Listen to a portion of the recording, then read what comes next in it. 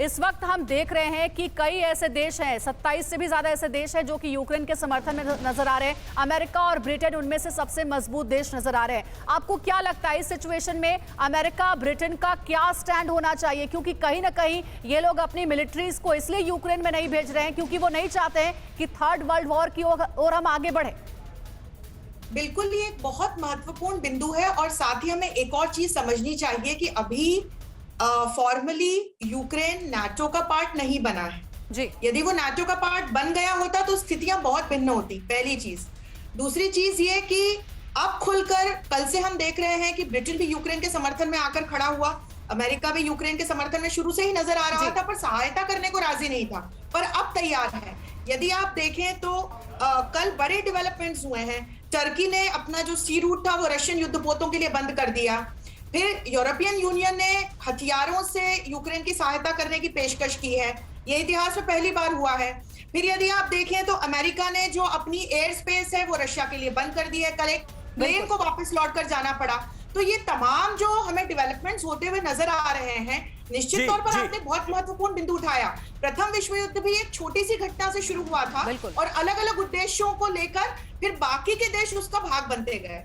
तो कहीं ना कहीं सही बात है अंशु जी, बिल्कुल आप बने रहे हमारे साथ। ये आसार तो है ही और यही वो सबसे बड़ा सवाल है जो हम सबको चिंता से भर देता है कि क्या तीसरे विश्व युद्ध के मुहाने पर इस वक्त दुनिया खड़ी है। रोम में यूक्रेन के समर्थन में इस बीच जुट गए हजारों लोग। रोम में रूस के खिलाफ लगे जमकर नारे। इस वक्त इटली के कई शहरों में जारी है प्रदर्शन।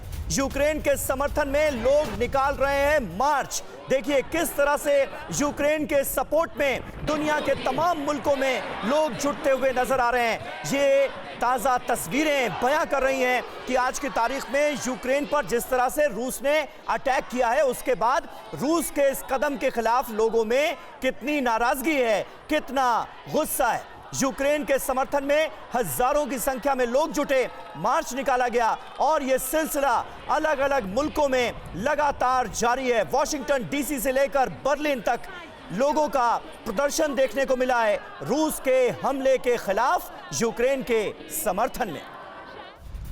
और रूस के आक्रमण पर यूक्रेन की सेना का बड़ा दावा इस बीच सामने आया है। कम हुई रूसी हमलों की रफ्तार, यह दावा किया गया है यूक्रेनी सेना की तरफ से।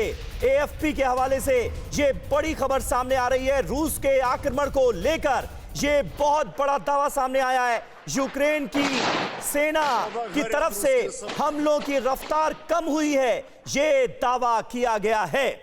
और टीपी त्यागी साहब, ये किस बात के आसार हैं ऐसे वक्त में जब लगातार ये कहा जा रहा था कि चौथे दिन तक पूरी प्लानिंग है रशियन फोर्सेस की कि कीव पर कर लेंगे कब्जा, लेकिन जबरदस्त रिटेलिएशन के बाद अब यूक्रेन ये कह रहा है कि आक्रमण की रफ्तार जो है वो कम हुई है। देखिए, हालांकि रशिया ने यह कहा था कि वार्ता के दौरान युद्ध नहीं रुकेगा, लेकिन युद्ध में हमलों की रफ्तार कम हुई है और इसका यूक्रेन का कहना यह दर्शाता है कि वार्ता के लिए ये एक कंजेनियल एटमॉस्फेयर क्रिएट करना चाहते हैं।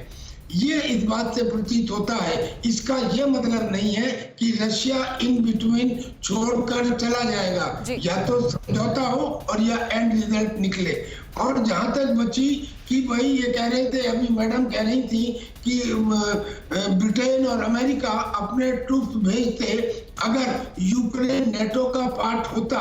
मुझे ये बताइए कि रशिया ने तो मौका दिया था उनको ट्रूप्स भेजने का, क्या उसने रोमानिया के एक शिप के ऊपर हमला नहीं किया था? क्या उसने जापान के एक शिप के ऊपर? सर, चाहते सब है कि युद्ध खत्म हो, युद्ध रुके, लेकिन युद्ध रुकता हुआ नजर नहीं आ रहा है। परवाह देश की, सोमवार से शुक्रवार रात 10 बजे TV9 भारतवर्ष पर।